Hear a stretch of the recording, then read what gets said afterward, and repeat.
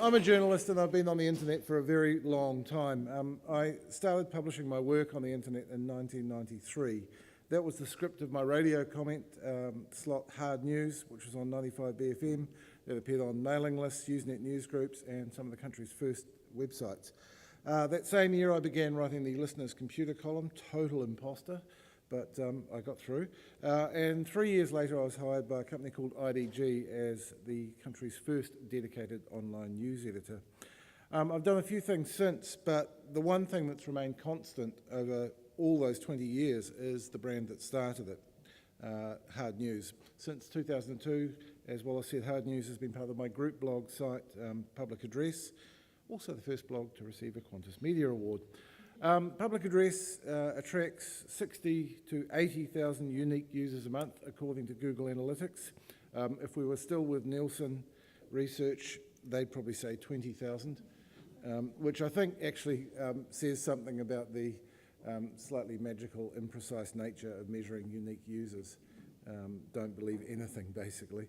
The associated Twitter account, which is me, has 13,500 followers. So one thing I think I've gotten good at is drawing a crowd and holding on to them. It's a special sort of crowd that we have. According to Nielsen, our readers are more likely than those of any other website in the country to be active contributors to internet forums. They spend time on our site and they feel part of it. How has that come to be?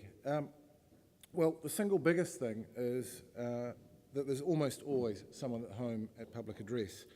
I'm there more often than any of our readers, although some of them run me pretty close, and I'm engaging with them all the time. And now that I don't have a television show anymore, unlike Wallace, I've been able to... All right. I'm happy for you, Wallace! I've been able to spend more time on the site, and that's been kind of interesting because our monthly page impressions have gone from 160,000 to 260,000. Most of them are me.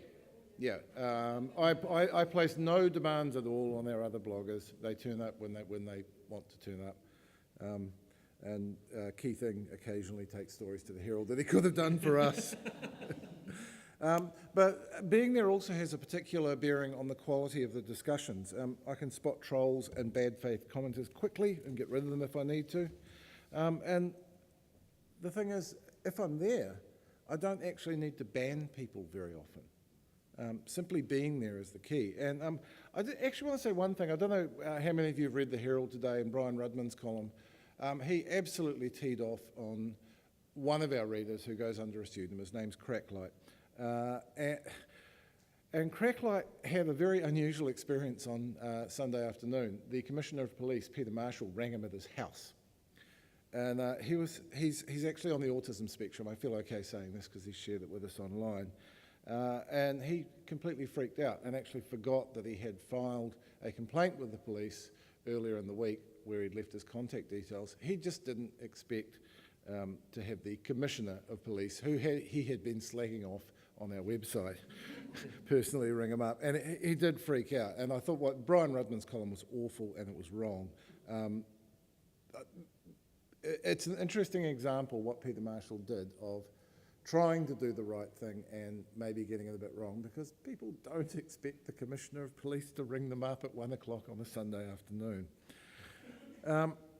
Another thing we've been doing for years at Public Address is events a bit like this one, free sponsored events that bring our audience out into the real world and help them meet each other. We started at the local bowling club, now we fill venues like the Civic Winter Garden, and you'll find that all the best virtual communities lock in what's good by getting together in the real world.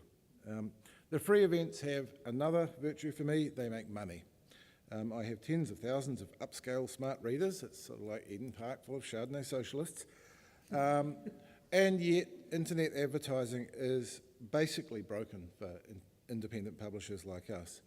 Honestly, the agency model just does not work anymore for us. And I don't even know whether it's working for the agencies as well. It's become number crunching. I think the creativity's gone out of it, and they're missing opportunities because of it. Because it's so easy just to dial up 30,000,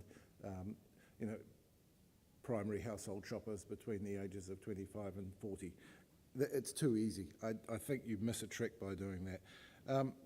By getting alongside us, our event sponsors not only build their own brands, they help us stick around. And I think this is something other people can do. I'm at the moment talking to a potential sponsor for a food blog I want to do, and we'll do it differently than everyone else. It'll be about conversations and stories, and if this company doesn't come through, I'm talking to Rachel. More recently, I've also been periodically asking our readers for contributions, and they always come through for me. Crowdfunding is the new reality, and I guess that, if you're talking about finding love online, there's nothing more gratifying than your readers reaching into their own digital pockets and sending you some money when you ask. One thing that I need to do, and I think that everyone needs to bear in mind, is you need to be where people are. I want people to come to my website, and they do. But every time I publish a new post on public address, I tweet the link immediately, I share it on Facebook, and I bundle up each day's new post into a mailing list. I do all these things every day, and I'll probably tweet a story more than once if it's important.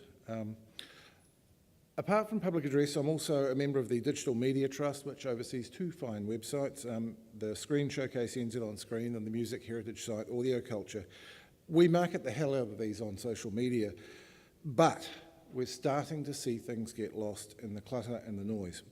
I get more click-throughs on a link if I place it on my website than if I put it in a single tweet.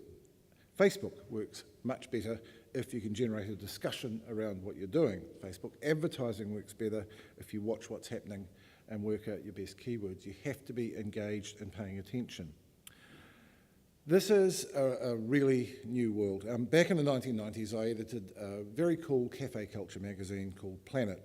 It didn't make money, but in a way, it seems like those were glory days because businesses, and this was from retail businesses to big international brands, didn't just buy full and double page ads with us. They would actually pay us scruffy little K-Road guys to produce the ads. In one case, a restaurant bankrolled an amazing photo shoot that recreated the Last Supper that we put all our friends in. Doesn't happen now. Both the big brands like Sony and the retail level businesses like restaurants have direct access to their customers via the internet. And if they get it right, a direct relationship. I think it's the getting right that requires a bit of thought. And someone I really respect in this line is my friend Simon Pound, who does the marketing for his partner Ingrid Starn's fashion label. And they've been really clever. He actually stopped buying Facebook advertising a little while ago because he thought, hang on, you've changed the rules on me again. I'm going to try something different. And they had this direct relationship with quite a large group of people. And he said, I'm going to try, rather than spending money on advertising, I'm going to give away dresses.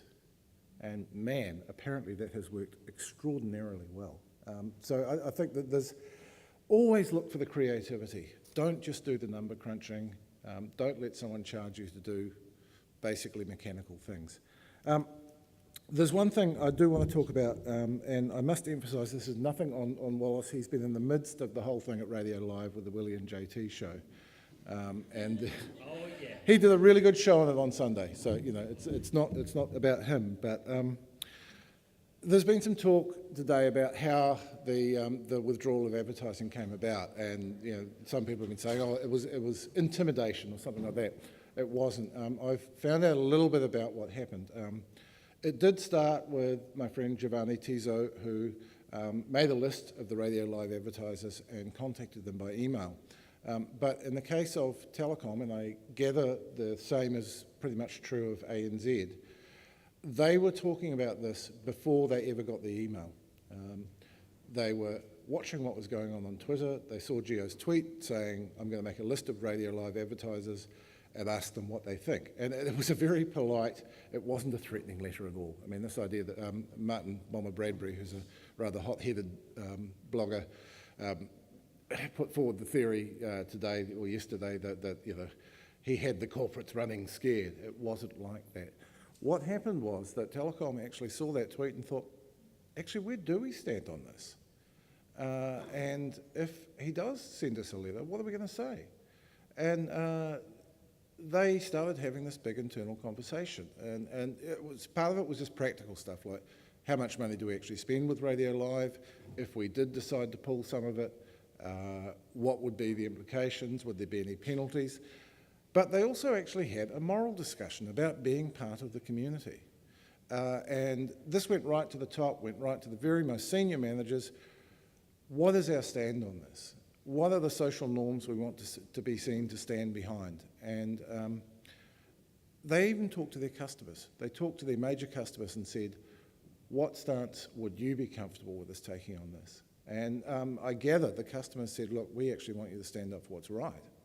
And people can be cynical about big corporates, but my impression is that they actually did this for the right reasons. And they did this bearing in mind that they were part of a community and the role they wanted to play and the place they wanted to take in that community. And as I said, ANZ had pretty much the same conversation apparently internally. A few other companies did that. And I think that's a really good example of being onto the conversation in a way that unfortunately MediaWorks weren't. I think they were paralysed. They had a really bad week. They'd only just come out of receivership. They don't even have a full board. And they couldn't make that decision. And I think you have to be aware of these things. You have to think about yourself as being part of the community and make those kinds of decisions occasionally. It's not going to happen very often. But I thought it was a great example of actually being there, watching what was going on and listening. And they did it really well. Interestingly, the police, who've come in for so much stick, have also, I think, really gotten it right. Just today, the new head of Operation Clover, which is going to look into the whole rape gang thing, they've done an outreach, and they haven't done it in the way they'd normally do it. They've got the senior cop who's leading the investigation, who's a woman, talking straight to the camera in a YouTube video. And she's talking to a generation that's actually very comfortable with that as a medium. My boys are very comfortable with first-person, straight-to-camera, YouTube-type videos. And I think that's another really good example of getting it right. And there are other good examples, but I hope you've learned a little bit from those ones. Cheers. Cool.